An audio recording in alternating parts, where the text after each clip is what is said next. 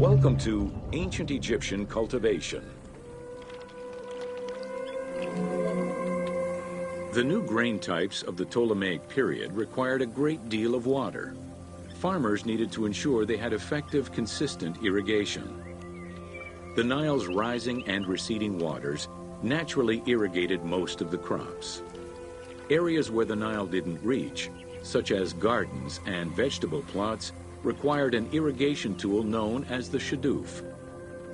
The shadoof allowed easy transport of water from its source. It consisted of a tall wooden frame with a long pivoting pole and suspended bucket. The system could be raised and lowered with little effort.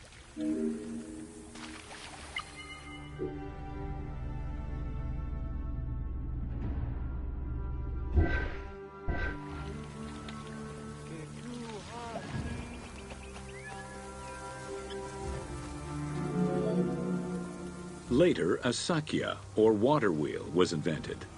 The sakya needed animals to turn the wheel, which rotated buckets through the water. It drew the water to an elevation of 3.5 meters and enabled a great deal of control over the irrigation process. This improvement supplied larger areas and thus resulted in larger harvests.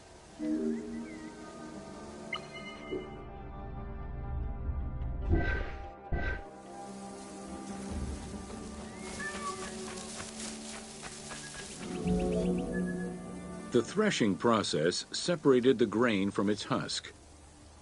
Workers would spread the ears on clean ground. Oxen, cows, or donkeys were then guided back and forth to trample the grain. This continuous movement worked the grain loose while preventing the animals from eating it. Unwanted chaff and straw were swept away, or gathered and added to the mud used to make bricks, to make them stronger.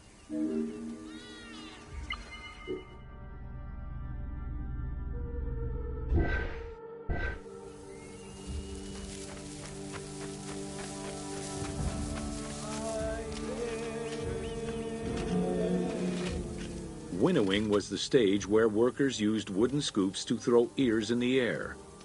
The wind carried off the chaff, leaving the heavier seeds to fall to the ground.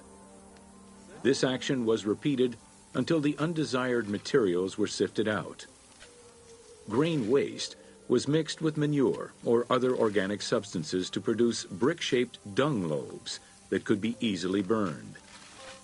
A standardized brick size enabled Egyptians to mass-produce this byproduct and use it as a commodity.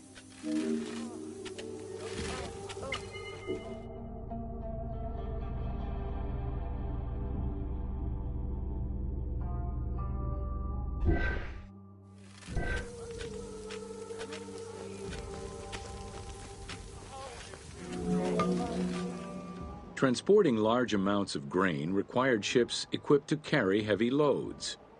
These goods were moved during the Nile's flooding season, when the river was deep enough for large ships. The transports stopped at checkpoints to accommodate customs and police controls, as well as for technical requirements and weather conditions.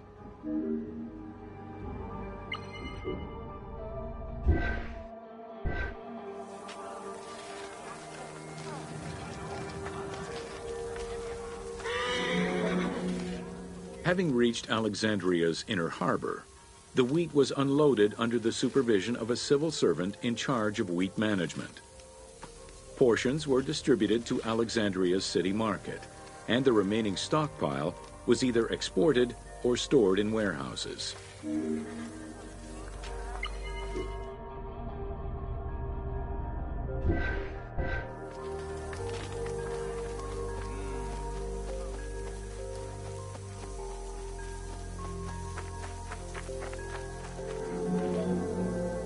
Grain storage facilities were located across all of Egypt. Temples and institutions had large silos, while individual houses had storage sheds. In some houses, arched cellars were built into the foundations. These watertight chambers were accessible from the ground floor through a trapdoor. Royal granaries acted as the storehouse and distribution centers, and managed state payments to civil servants, soldiers, and the police. Though plastered on the inside, silos weren't completely sealed, and so remained susceptible to mice infestations.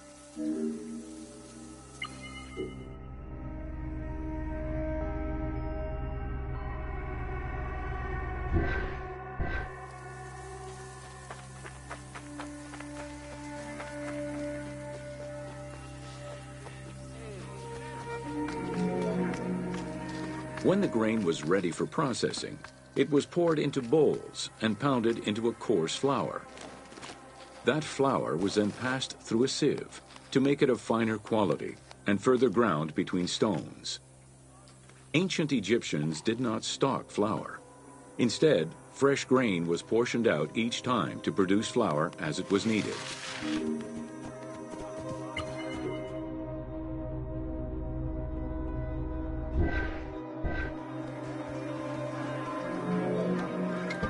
The sieves used by ancient Egyptians were unable to filter out sand and stones. Grit often passed into the flour, causing long-term tooth abrasions among all classes of Egyptians.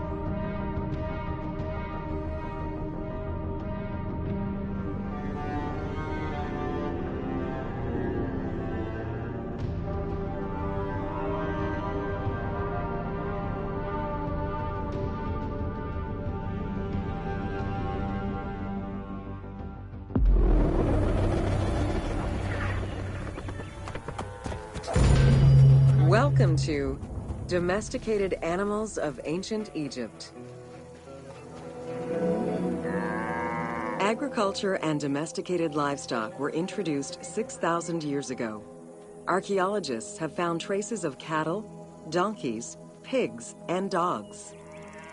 Dromedary are thought to have been introduced during the Persian invasion.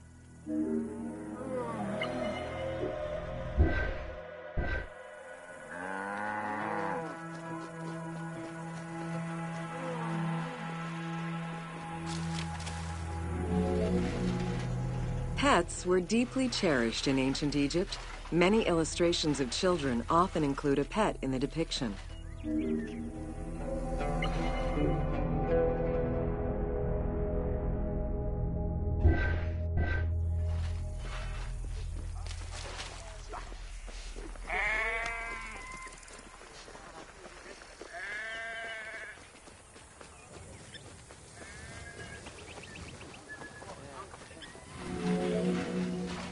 One of ancient Egypt's most iconic animals, the cat, wasn't adopted into their daily life until the Middle Kingdom. Since they were so highly capable of killing snakes and rodents, cats were present throughout every period. However, they only became pets sometime during the Middle Kingdom. Prince Thutmose, son of Amenhotep III, had his cat Tamiu laid to rest in its own sarcophagi.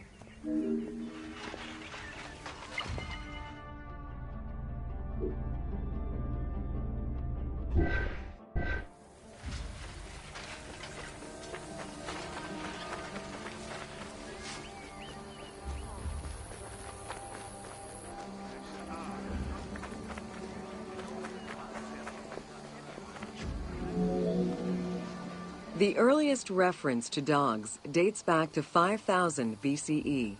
They were popular pets as they helped hunters and protected herds.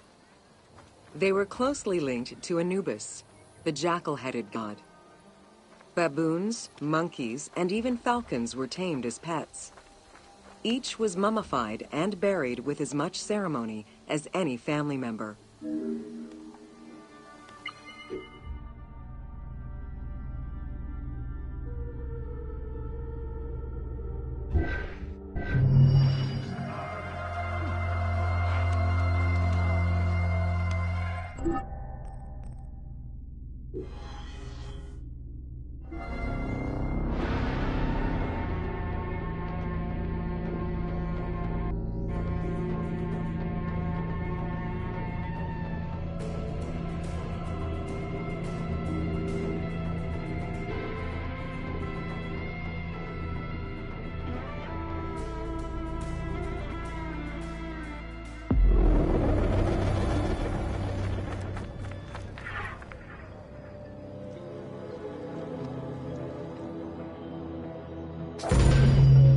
Welcome to Ancient Egyptian Medicine. Evidence of advanced medical procedures have been found on mummies, and ancient Egyptians left detailed medical writings from diagnosis to follow-up treatment. One of the oldest known surgical studies is the Edwin Smith Papyrus. It's one of the first documents in history that notes an association between the integrity of the brain and cognitive functions, including cases of ocular complications and paralysis following head trauma.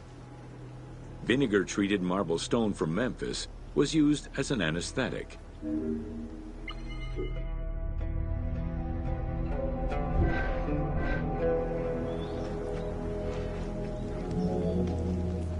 Another similar document, the Ebers Medical Papyrus, is over 20 meters long and 30 centimeters wide. It details treatments of 48 surgical cases and contains 877 paragraphs describing various diseases. Alongside accurate and factual scientific approaches, the papyrus has more than 700 magic formulas and incantations to ward off demons and disease. This demonstrates how ancient Egyptians believed in a harmonious balance between religion and science.